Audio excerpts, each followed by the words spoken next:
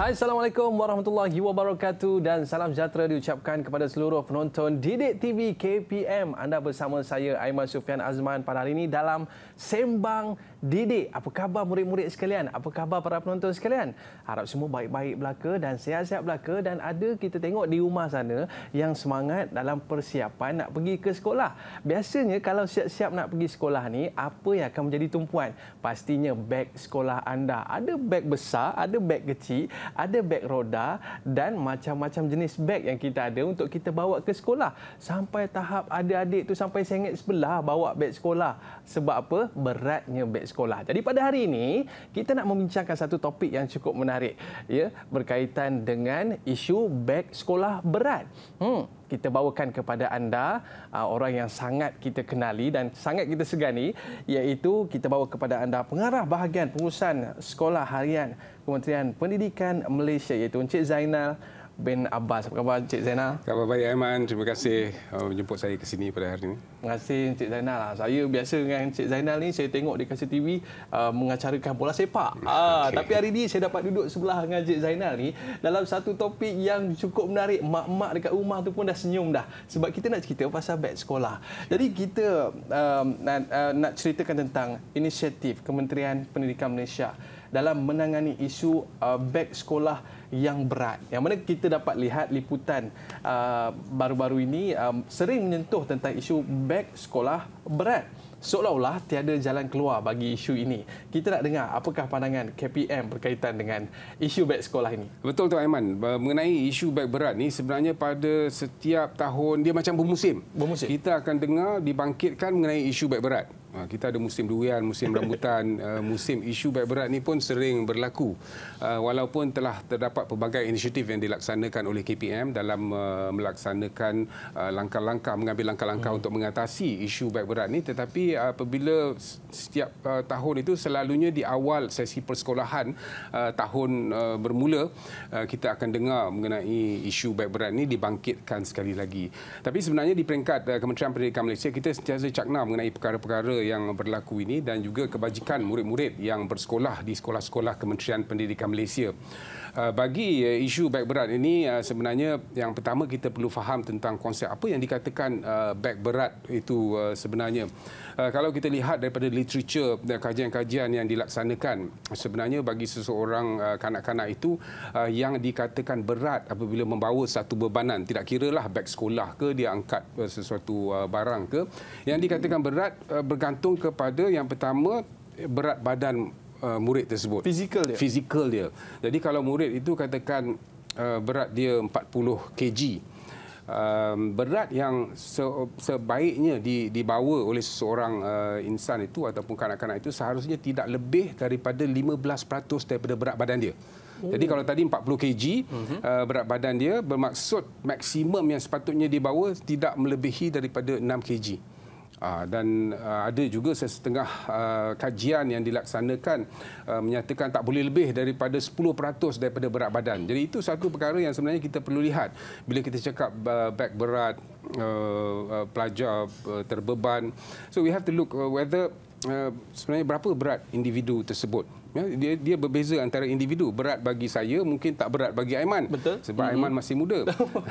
Aiman tak kisah. Okay. So anyway, itu kita perlu lihat kepada individu tersebut. Jadi ibu bapa perlu lihat anak mereka, berapa berat badan anak mereka, dan seharusnya bebanan itu tidak lebih daripada 15%. Tapi kita sedar dalam kes-kes tertentu memang terdapat isu di mana berbangkit pelajar membawa bebanan ataupun beg itu lebih daripada 15% berat badan. Dan ini terutamanya dalam kajian yang kita laksanakan di kementerian, di kalangan murid-murid yang berada di tahun 1, tahun 2 dan beberapa murid di tahun 3. Peratusnya lebih besar di situ yang membawa beg melebihi daripada berat sepatutnya. Tetapi kalau kita lihat kepada berat badan murid, KPM melaksanakan kajian, kita lihat kepada polariti murid-murid tersebut, berat badan dia berapa, jantina, lelaki, perempuan. So ada perbezaan di situ, dan juga berapa sebenarnya yang beg yang dibawa oleh murid ke sekolah. Dan kita lihat juga apa yang ada dalam beg murid. Dan semestinya yang pertama, yang paling penting selalu ada dalam beg murid ni ialah buku-buku teks, buku-buku latihan dan juga buku-buku kerja yang mungkin dibawa oleh murid, dan ini sebenarnya menyumbang kepada salah satu faktor menyebabkan beg tersebut berat. Di samping perkara-perkara lain ataupun alatan lain yang dibawa oleh murid, ada murid yang bawa alat tulis, ada yang bawa kamus, ada yang bawa bekalan makanan, bekalan air, ada yang bawa pakaian yang berbeza. So semua itu menyumbang kepada isu beg berat. Bila kita lihat kepada perkara ini, yang terutamanya tadi saya katakan ialah mengenai kandungan dalam beg itu, termasuklah buku teks, buku tulis dan sebagainya. So itu menyumbang sebenarnya kalau kita timbang beg murid tu, kalau dia mengisi buku berdasarkan kepada jadual sedia ada, sebenarnya buku yang ada tersebut tidak lebih daripada 5% ataupun 6% daripada keseluruhan kandungan dalam beg tersebut. Tak boleh salahkan buku teks kalau dia ikut buku teks lah. Dan kementerian telah laksanakan pelbagai inisiatif di peringkat awal. Kalau di tahun 2008-2017 itu, kita dari segi buku teks ini pun kita jilidkan. Bermaksud kita ada jilid 1, kita ada jilid 2 bagi satu mata pelajaran. Katakan BM, you have book 1, you have book 2. Jadi buku ini untuk meringankan. Kalau kita campurkan dua-dua, dia mungkin jadi tebal.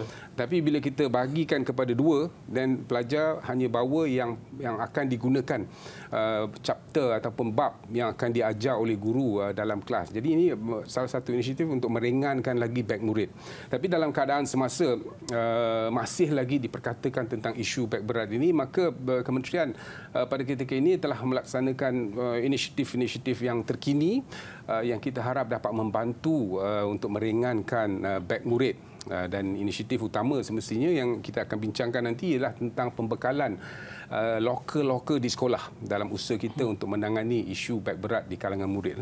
Sebab kalau kita tengok murid-murid bawa bukan setakat satu beg. Beg di belakang pun bawa juga, tangan kanan pun ada, tangan kiri pun ada. Disebabkan faktor-faktor bukan setakat buku teks, malah barang-barang mereka yang mereka bawa. Dan mungkin tadi Cik Zainal ada sebutkan tentang bagaimana pengurusan beg itu sendiri. Bab buku teks mungkin dalam sekitar 5% saja. Adakah disebabkan faktor pengurusan barang-barang yang lain tu dapat memberikan faktor beratnya beg anak-anak ni? Ya, ada di kalangan kanak-kanak kita yang mungkin bersekolah agama di sebelah petang. Ada yang menjalani aktiviti sukan di sebelah petang. Jadi dia bawa pakaian-pakaian untuk ke sekolah agama, buku-buku sekolah agama, dia bawa juga peralatan-peralatan sukan untuk aktiviti-aktiviti sukan ataupun pakaian co-curriculum apabila dia menyambung aktiviti co-curriculum. Tapi sebenarnya di peringkat kementerian kita dah benarkan kalau pelajar tu misalnya dia ada mata pelajaran pendidikan jasmani pada hari itu. Jadi daripada pagi dia datang ke sekolah tu, dia boleh pakai pakaian lengkap pendidikan jasmani dia. Terus tanpa memerlu pakaian uniform sekolah. Jadi dia pakai pakaian pendidikan jasmani, atau pada hari tersebut dia ada latihan sukan, dia boleh pakai pakaian sukan itu daripada pagi. Kalau petang tu dia ada aktiviti co-curriculum misalnya, dia boleh pakai pakaian uniform, dia boleh pakai pakaian scout untuk datang ke sekolah dan tidak perlu membawa sepersalinan lagi untuk bertukar pakaian untuk menjalani aktiviti-aktiviti yang berikutnya. Jadi itu yang telah kita laksanakan sebelum ini untuk kita cuba mengatasi isu yang berbangkit pada ketika itulah. Jadi langkah-langkah itu telah ada. Dan sememangnya kita akui kalau mengenai pelajar yang membawa barangan lebih ni, itu yang kita perlukan kerjasama daripada para ibu bapa untuk memastikan dan melihat kandungan alatan yang dibawa oleh murid ke sekolah. 7 inisiatif baru yang telah kita laksanakan pada ketika ini. Yang pertamanya semestinya pembekalan loker. Di Malaysia ini sebenarnya bagi sekolah rendah, kita tahu isu ini selalu berbangkit di kalangan murid-murid sekolah rendah yang mengatakan beg mereka berat. Jadi di sekolah rendah seluruh negara pada ketika ini kita ada 7,778. Nombor memang cantik, 7,778 buah sekolah rendah di seluruh negara. Dan daripada 7,000 lebih sekolah itu, hanya 600 lebih sekolah yang sebenarnya sekolah 2 sesi.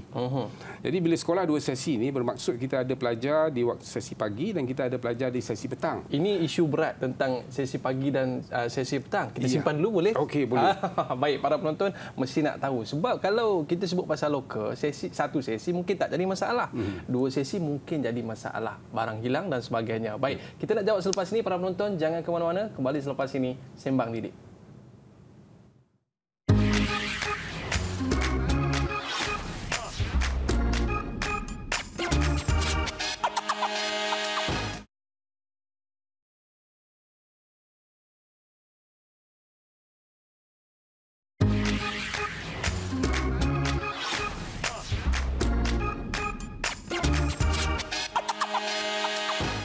Baiklah, kembali bersama saya Aiman Sufian Azman dalam Sembang Didik. Hari ini kita nak cerita pasal beg berat pergi sekolah. Kesian adik tu, sengit-sengit pada dia pergi sekolah kan. Tapi sebenarnya pihak kerajaan, pihak KPM telah mencadangkan ataupun telah merangka 7 inisiatif pendekatan bagaimana untuk mengatasi isu ini. Dan tadi Cik Zaida cerita tentang sesi pagi, sesi petang dan sebagainya. Boleh kita sambung cerita tadi? Ya, sebenarnya Aiman, kalau kita lihat sekolah-sekolah rendah yang berada di Malaysia, kerana kita tahu isu mengenai beg berat ini lebih banyak diperkatakan mengenai murid-murid sekolah rendah.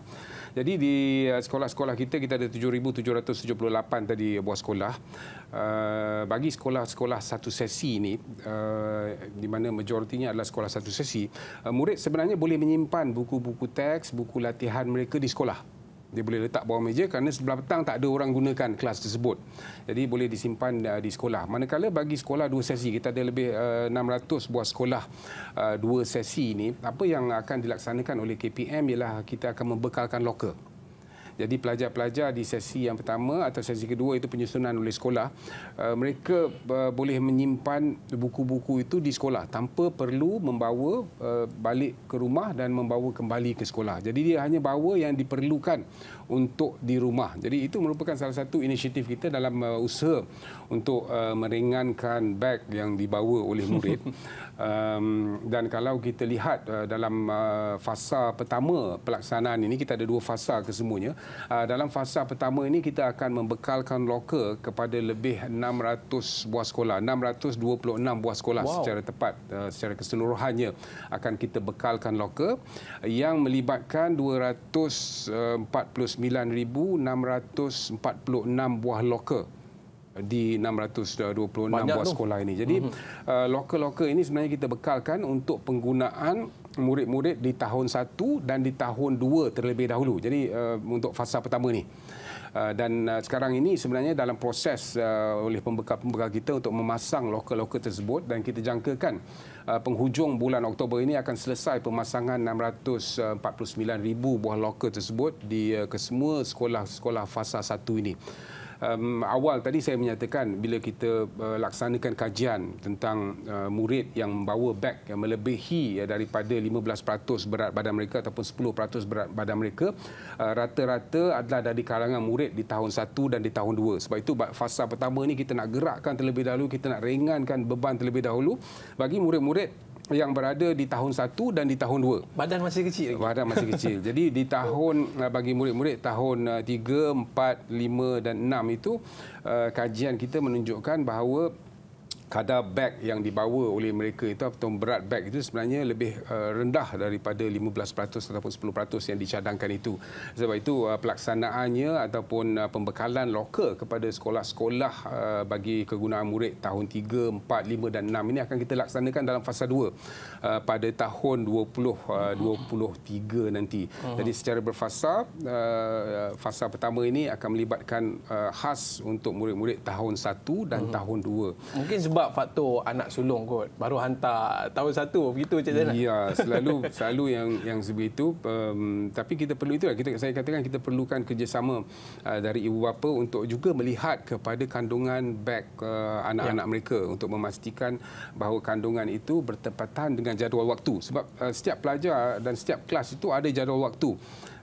pelajaran yang akan diajar. Dan ia membawa saya kepada inisiatif yang kedua Kementerian Pendidikan, iaitu penyusunan semula jadual waktu. Baru-baru ini pada bulan Mac kita telah keluarkan surat siaran untuk memaklumkan sekolah-sekolah tentang penyusunan semula jadual waktu khasnya bagi murid-murid di sekolah rendah. Jadi murid tahap 1 Aiman, iaitu murid di tahun 1, tahun 2, tahun 3 yang berumur 7 hingga 9 tahun ini, KPM mengarahkan sekolah-sekolah untuk memastikan bahawa jadual mereka pada satu-satu hari itu tidak melebihi daripada 4 mata pelajaran. So 4 mata pelajaran sahaja, tak boleh lebih daripada 4. Jadi sekolah perlu menyusun jadual waktu murid bagi kelas-kelas tahun 1, tahun 2, tahun 3 ini untuk memastikan dalam satu hari itu hanya 4 mata pelajaran maksimum, 3 hingga 4 mata pelajaran.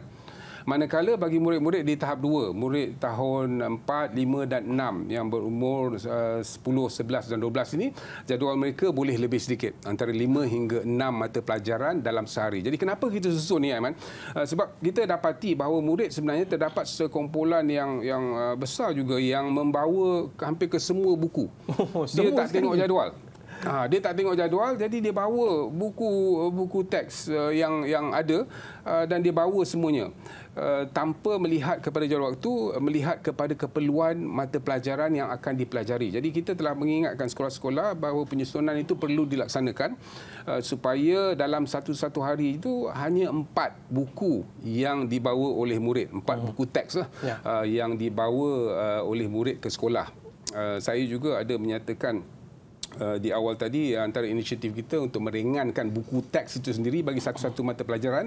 Kita dah pecahkan buku teks itu sebahagiannya yang tebal itu kepada 2. Ada jilid 1, jilid 2 yang perlu dibawa oleh murid. Jadi penyusunan semula jadual ini kita harapkan bila dilaksanakan di sekolah-sekolah akan memudahkan dan meringankan lagi beg murid. Dia tak payah bawa buku yang banyak untuk satu hari. Kerana bayangkan kalau dalam satu hari itu dia ada 8 mata pelajaran. So dia kena bawa 8 buku teks. Kan?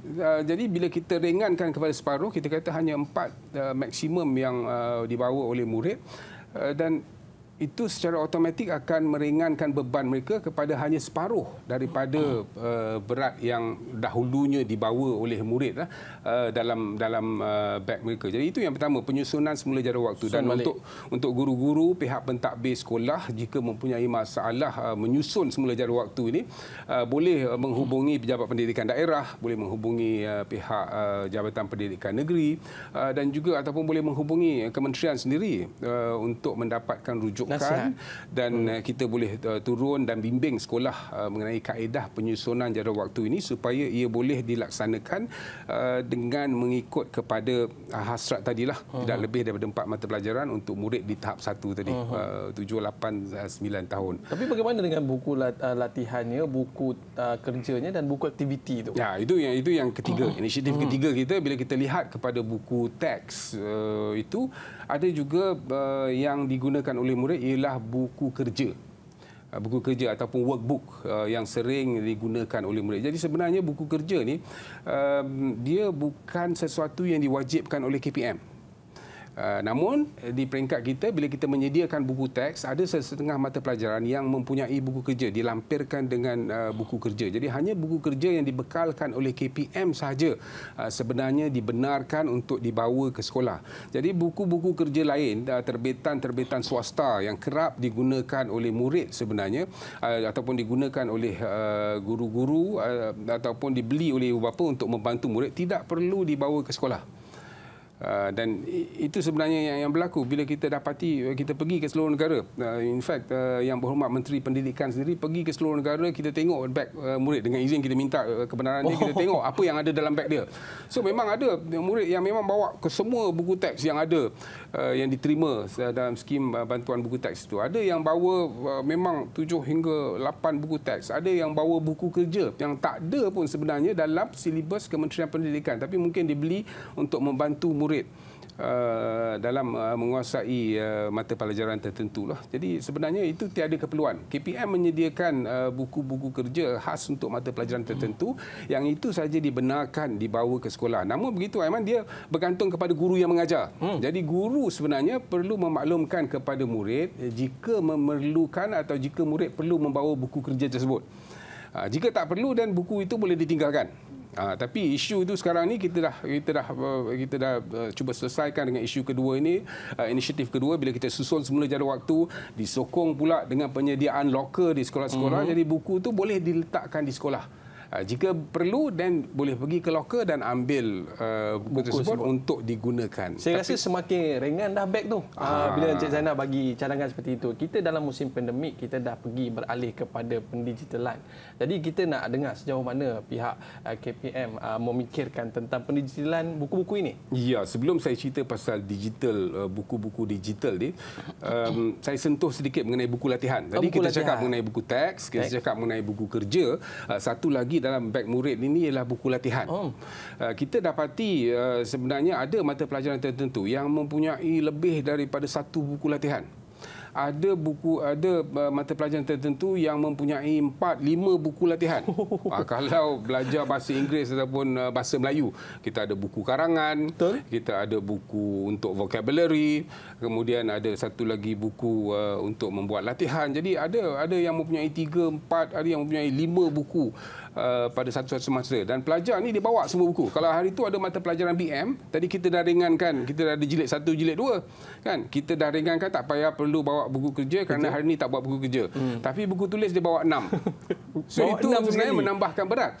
Jadi apabila kita keluarkan surat siaran kita pada tahun ini, kita maklumkan kepada sekolah-sekolah, kita maklumkan juga untuk sekolah maklumkan kepada ibu bapa bahawa pada ketika ini bagi satu mata pelajaran dibenarkan hanya 2 buku tulis.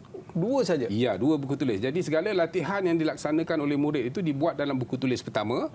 Bila hantar buku tulis pertama kepada guru untuk disemak, then you guna buku tulis kedua. Sambung di buku tulis kedua.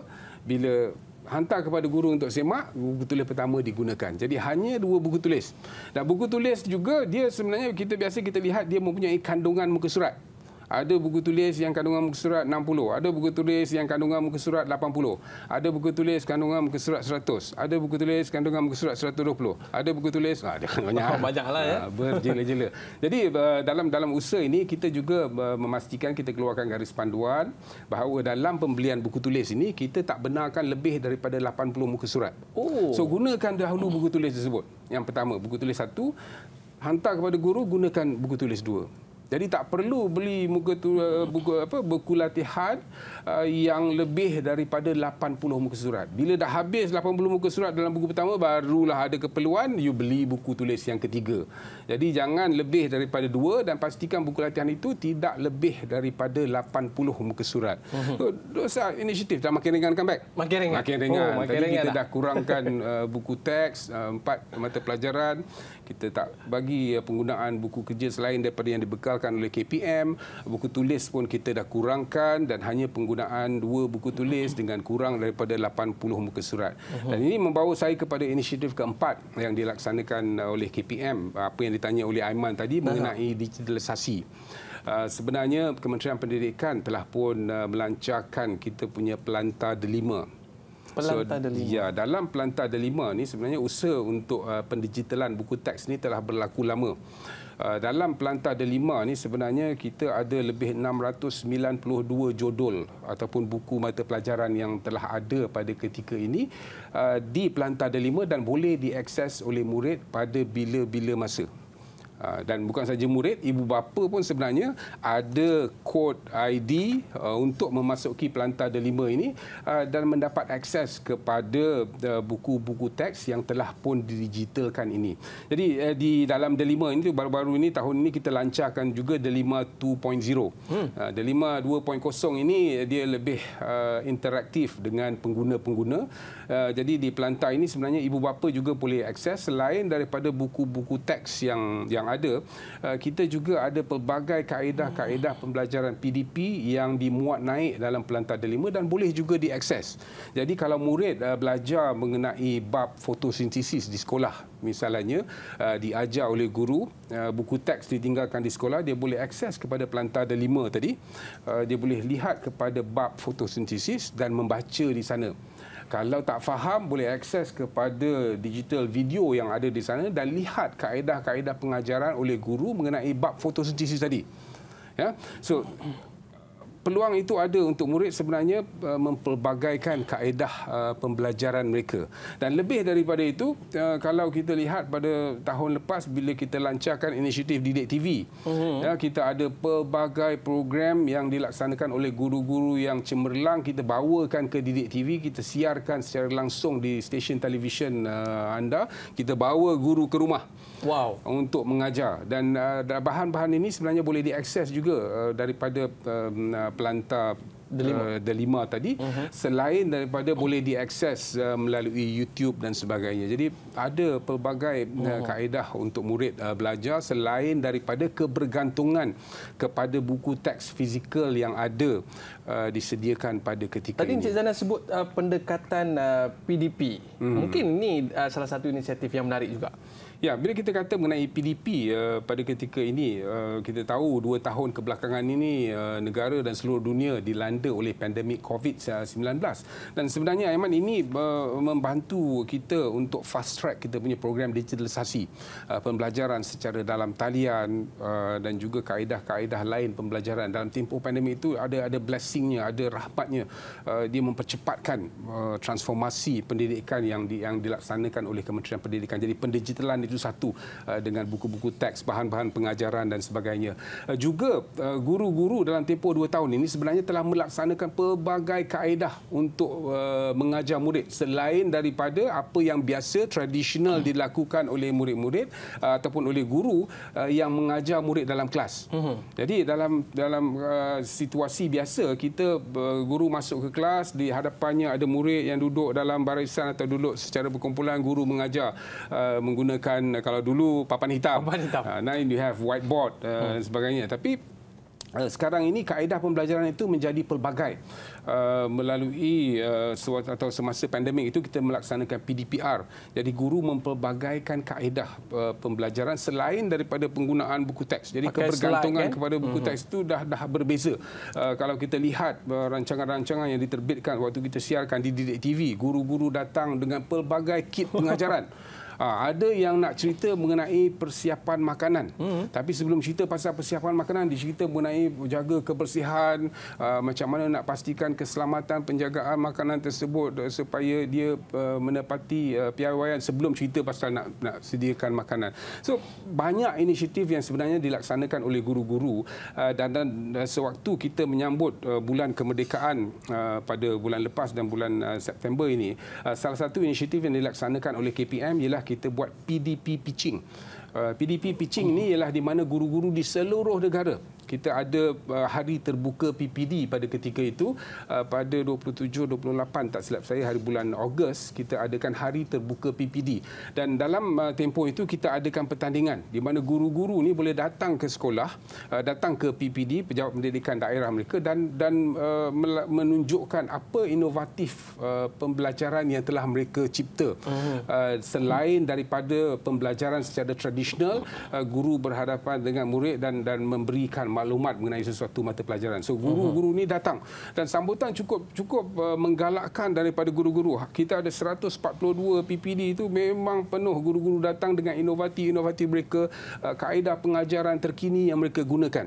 Dan kita sambut, kemudian bawa ke peringkat negeri, dan terbaik dibawa ke peringkat kebangsaan. Dan lebih penting, inisiatif-inisiatif ini ataupun inovatif pengajaran ini telah pun ataupun akan kita kongsi bersama-sama guru-guru lain, supaya guru lain juga dapat mengikuti atau dapat adapt kepada inovatif-inovatif tersebut, supaya mereka mempelbagaikan kaedah pembelajaran di sekolah. Kalau pembelajaran sekarang ni dah jauh lebih berbeza. Berbeza. Jadi Cik Zainal sebut tadi pasal baju sekolah. Mungkin kita ada sekolah petang tadi kan.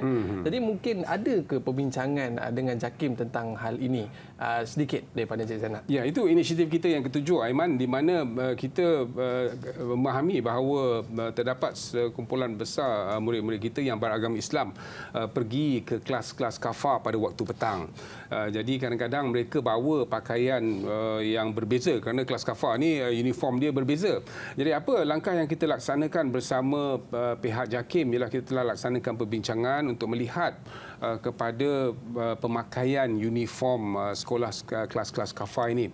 Dan alhamdulillah pihak JAKIM telah pun bersetuju dengan Kementerian Pendidikan Malaysia untuk membenarkan murid-murid menggunakan uniform sekolah. Jadi tak perlu lagi ada satu set uniform untuk kelas kafar. Murid boleh menggunakan uniform sekolah yang sama untuk pergi ke kelas di sebelah petang. Jadi tak perlu bawa pakaian tambahan untuk bersalin. Macam saya katakan tadi, kita dah laksanakan lama dah dengan pemakaian pakaian sukan, pakaian kurikulum dan juga pakaian badan uniform itu boleh dipakai daripada pagi. Dan begitu juga dengan sekolah agama ni. Kelas kafar di sebelah petang, pihak JAKIM bersetuju pemakaian uniform itu tidak merupakan sesuatu yang wajib, tetapi murid boleh mengenakan uniform sekolah untuk hadir ke kelas-kelas kafar. Senyum dah mak-mak kita dekat rumah tu kata, tak adalah kena basuh banyak baju dekat rumah tu kan. Jadi maknanya ini di antara inisiatif untuk meringankan beg sekolah. Dan adakah benda ni adalah tanggungjawab KPM semata-mata? Kita nak simpan dulu. Kita nak berehat seketika, Cik Zana. Para penonton, jangan ke mana-mana. Murid-murid kembali selepas ini dalam Sembang Didik.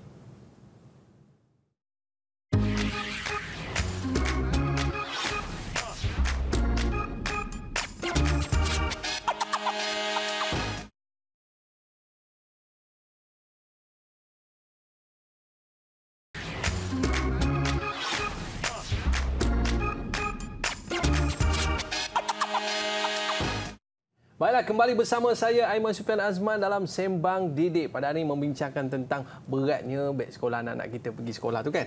Okey, baik. Dan tadi Encik Zainal ada sebutkan tentang 7 inisiatif yang telah dirangka oleh pihak KPM untuk memastikan isu ini dapat diselesaikan. Dan kita yakin pihak KPM tidak berpeluk tubuh dalam isu ini. Namun persoalannya adalah, adakah tanggungjawab ni diletakkan bebanan atas KPM sahaja? Ya, tadi saya dah terangkan mengenai 7 inisiatif. So dah 70% berat beg itu dikurangkan dah. Tak sebagai ringan dah. Tapi macam yang Aiman cakap, sebenarnya tanggungjawab ini ialah tanggungjawab semua. Bukan saja di kementerian. Bila kita keluarkan sesuatu arahan untuk dilaksanakan di peringkat sekolah, ia seharusnya disambut bukan saja oleh guru tetapi juga oleh para ibu bapa.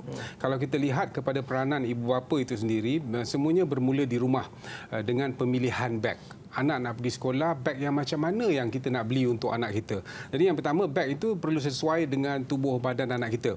Kalau anak kita bertubuh kecil, kita beli beg yang terlalu besar, dia akan menyebabkan terbeban juga murid untuk membawa beg tersebut. Kaedah anak membawa beg tersebut, tadi kita kata ada pelbagai beg. Ada beg yang satu galas, ada beg yang galas 2 ataupun backpack yang kita panggil. Jadi dalam kajian yang dilaksanakan oleh American Occupational Therapy Association, mereka mendapati bahawa beg galas yang ada 2 strap itu sebenarnya lebih baik untuk mengimbangkan berat yang dibawa oleh murid. Tadi kita kata tak lebih daripada 15% daripada berat badan ataupun 10% daripada berat badan murid. Jadi untuk membawa beratan yang sebegitu, ia harusnya diseimbangkan. Dan dengan menggunakan beg yang mempunyai 2 galas, dia akan menyeimbangkan lagi berat tersebutlah. Dan itu pun dia ada kata tak boleh lebih daripada 2 inci di bawah kita punya shoulder. Jadi kadang-kadang kita lihat murid-murid kita bawa beg ada yang melondeh ke bawah. Dan beg tersebut di bahagian bawah tu dia seharusnya di atas pinggang. Kita lihat kepada kita punya center of gravity lah, paras jisim kita di mana, dan tidak seharusnya berada di bawah pinggang. Sebab itu kadang-kadang kita tengok beg yang dibeli itu dia ada satu tali, ada 2 tali yang boleh ditarik untuk menaikkan dan menurunkan, melaraskan beg tersebut. Jadi cara pemakaian beg juga penting. Research yang dilaksanakan di Amerika mendapati satu, memang murid bawa beban atau bawa beg ke sekolah yang diisi dengan berat tertentu, tetapi juga cara membawa beratan itu juga penting untuk diseimbangkan untuk membantu murid ini. Jadi peranan ibu bapa juga penting dalam pemilihan beg tadi dan juga mendidik anak cara mengangkat beratan yang sesuai. Selain daripada itu, ibu bapa juga seharusnya mengambil sedikit masa, Aiman, duduk dengan anak kita pada waktu malam sebelum tidur tu, semak buku-buku yang dibawa ke sekolah. Lihat kepada jadual waktu apa yang akan dipelajari esok. Kita dah kata tadi tahap 1 hanya 3 atau 4 mata pelajaran dalam sehari. Jadi pastikan hanya 3 atau 4 buku teks yang dibawa dan buku tulis tak lebih daripada 2 buku kerja jika berdasarkan keperluan. Jadi itu dapat membantu anak-anak kita. So take some time, duduk dengan anak-anak, dengar, just berinteraksi dengan mereka sambil menyediakan buku beg sekolah tersebutlah. Itu yang pertama dari segi aspek ibu bapa. Dari aspek guru pula sangat penting untuk guru sebenarnya merancang perancangan pembelajaran murid di sekolah. Dalam seminggu biasanya guru akan menyediakan pelan rancangan mingguan mereka seminggu sebelum. Jadi untuk minggu depan dia dah tahu dah apa mata pelajaran ataupun apa bab ataupun chapter yang akan diajar dalam minggu hadapan ini. Dan memaklumkan kepada murid, untuk hari ini kita akan belajar bab ini, so mungkin bawa buku yang ini saja, jilid 1. Atau kita kata tadi, kita mempelbagaikan kaedah pembelajaran di sekolah. Mungkin dalam satu hari itu tak perlu pun bawa buku teks. Betul. Kerana kita tak akan gunakan buku teks. Kita akan pergi belajar di luar. Macam tadi kita cakap bagi contoh fotosintesis. Kita akan pergi ke kawasan kebun bunga di kawasan sekolah dan kita belajar mengenai proses fotosintesis. Buat aktiviti. Ya. So tak perlu bawa buku teks pada hari ini. Jadi guru menerangkan kepada murid selain daripada perancangan yang teliti oleh guru, menerangkan juga kepada murid tentang apa yang akan dipelajari pada hari yang berikutnya. So kerjasama semua ni sangat penting untuk bersama-sama kementerian dalam menangani isu ni. Kerana kalau satu yang bertepuk bermati-matian tapi sebelah lagi tidak disambut, maka inisiatif ini tidak akan berjaya. Dan tahun depan kita dengar lagi isu mengenai beg berat yang akan dibangkitkan lagi. Tapi sebenarnya inisiatif yang kita laksanakan, 7 inisiatif itu sebenarnya sangat membantu untuk meringankan beg berat di kalangan murid. Maknanya isu beg berat ni perlu kita lihat bermula daripada rumah, yang mana Encik Zainal sebutkan sebentar tadi. Luangkan sekurang-kurangnya mungkin 5 minit sebelum tidur untuk bantu anak-anak menyusun beg mereka supaya mereka tidak terbeban untuk bawa ke sekolah. Dan kita nak tahu selepas ini apakah rumusan yang dapat kita ambil dan apakah pelan tindakan supaya kita dapat menangani isu ini. Para penonton jangan ke mana-mana. Kembali selepas ini Sembang Didik.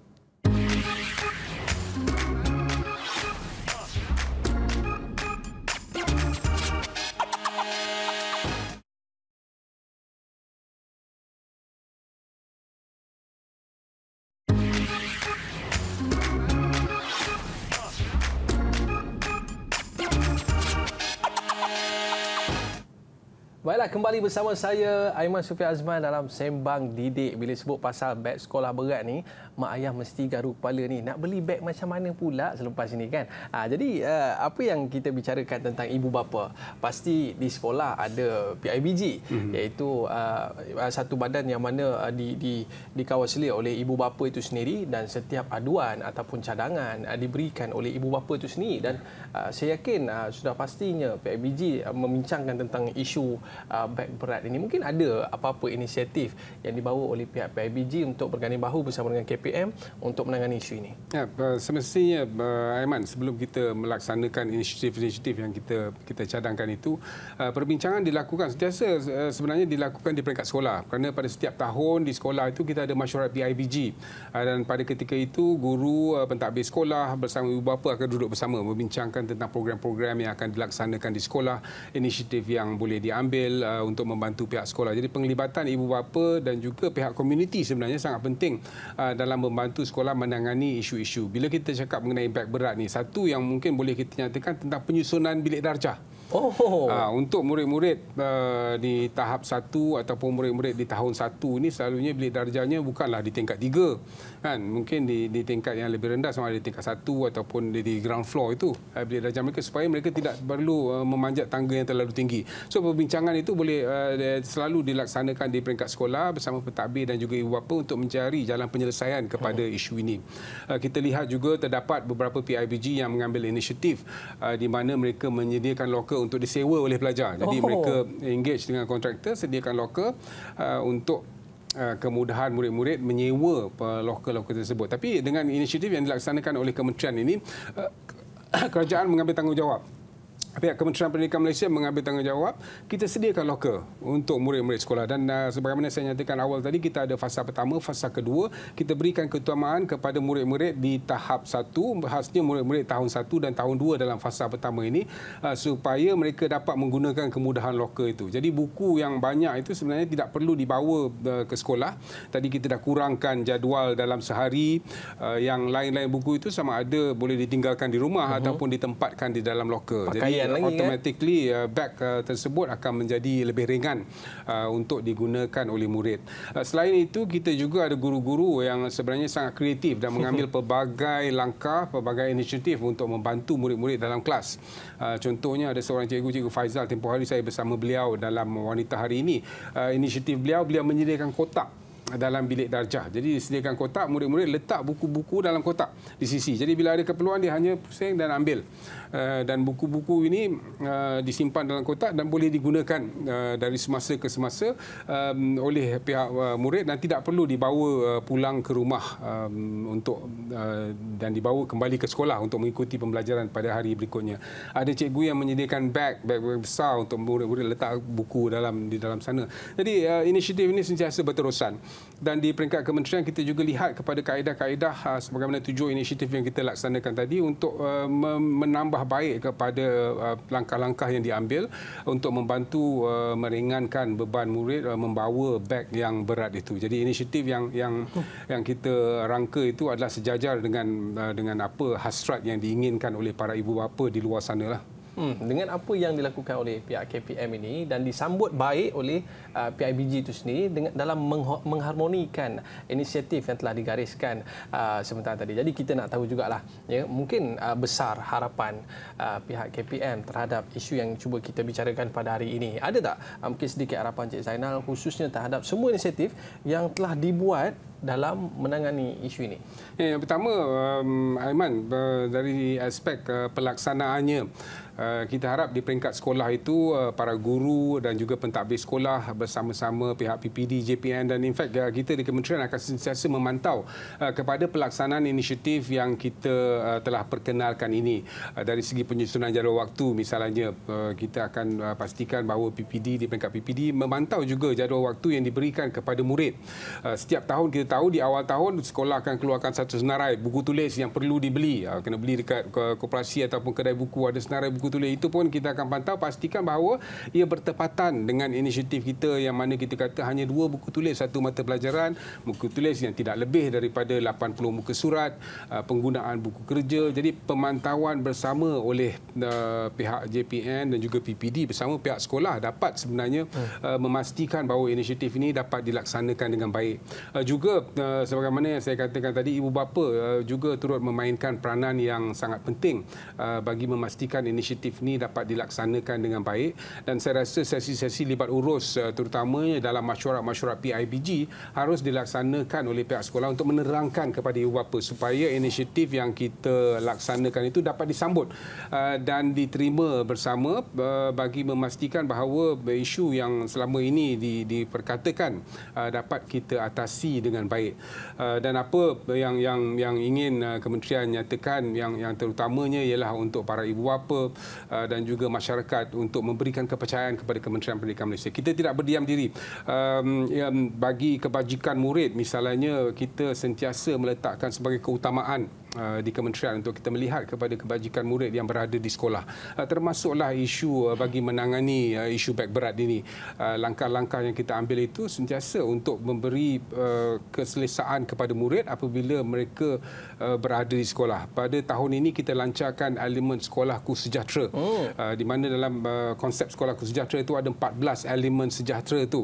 Jadi salah satu yang pertama itu S tu ialah selamat, seronok dan juga sihat.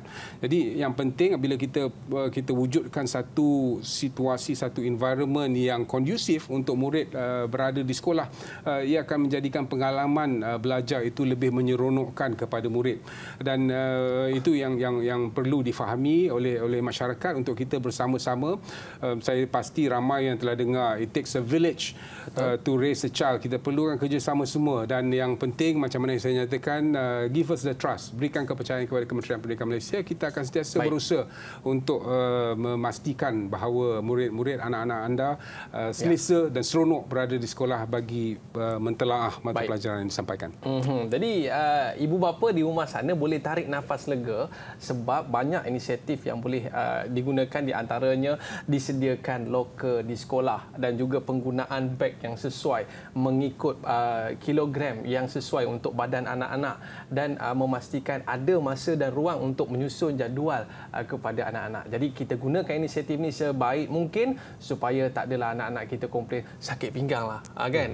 Sebab itu perkara yang penting untuk murid-murid bila mana mereka nak pergi ke sekolah. Terima kasih kita ucapkan kepada Encik Zainab bin Abbas, pengarah bahagian pengurusan sekolah harian Kementerian Pendidikan Malaysia, atas satu nasihat dan penyelesaian masalah yang telah diberikan oleh ibu bapa, terutamanya mereka yang berada di rumah. Ada rezeki kita jumpa lagi.